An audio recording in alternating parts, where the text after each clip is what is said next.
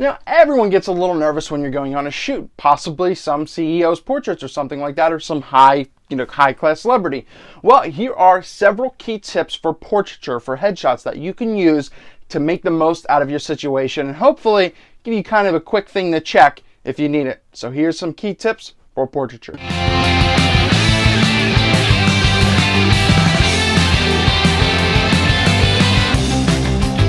Probably one of the most important ones is communication. If you don't know how to communicate with someone, if you're a little socially awkward, and that's fine, and I know people are, and I was at first, your shoot might not go well. Everything might be very, very just tight, not relaxed, not calm. You need to get your model loosened up. You need to communicate. I do say, communication is key in a lot of my videos, but that's just the reality of it. You need to get talking to your model, to your subject. Otherwise, they probably won't be able to take your direction well if you need them to do something. So get them loosened up. Just talk, even if it's a high-end celebrity. I've shot with some, I've done video with some, I've met Donald Trump, but I was able to talk with him, not talk at him, not, become a fan. That's just something, in general. So you're able to just talk. Hey, how's it going? How's your day? What did you do? Etc. Just go there. You can find a common connection with someone, even if it's about traffic or the weather. That's the typical go-to. Like, oh, this weather sucks. It gets someone talking. It gets them loosened up a little bit because you never met them before. Possibly a lot of the people you photograph, you're never going to meet. You might never meet again. You were going to meet the first time. So develop a little rapport. Just be very personable. Smile. That goes a long way. Communicating is key. Now, in regards to settings, your aperture is also pretty important. You can choose a photojournalistic feel when you do portraits and use a deep aperture, f11, f8, f11, f16, whatever, so you can see the background, you can see everything in general, or you can get a really good, good definition if someone's standing like this and you pose them this way, mostly males or anything like that. You would be able to get a full depth, you get everything on the body, and there's really nothing shallow.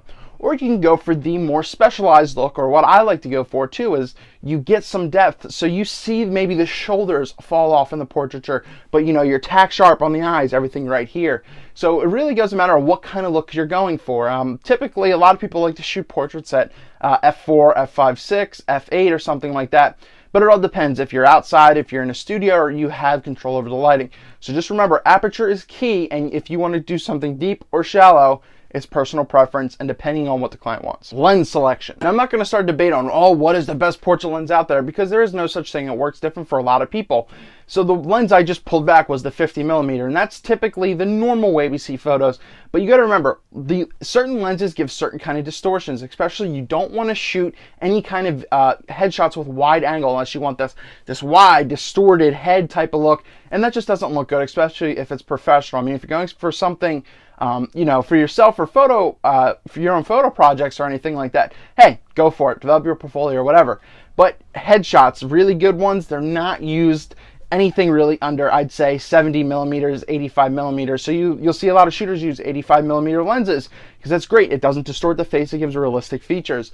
So you'll see people shoot 70 to 200s, in which I use 70 to 200. I usually use it around the 120, 150 mark, just because it gives a really good representation of the face, of the body, and everything like that. So keep that in mind. Lens selection is huge. Wide angles will really, really distort and not look that good and give unrealistic, kind of cartoony type of features, where an 85, 70, 85, 150, even 200mm will do the trick and it'll look realistic. Now, a lot of people ask about lighting. What is the best lighting for portraiture? Once again, it's all on a case-by-case basis.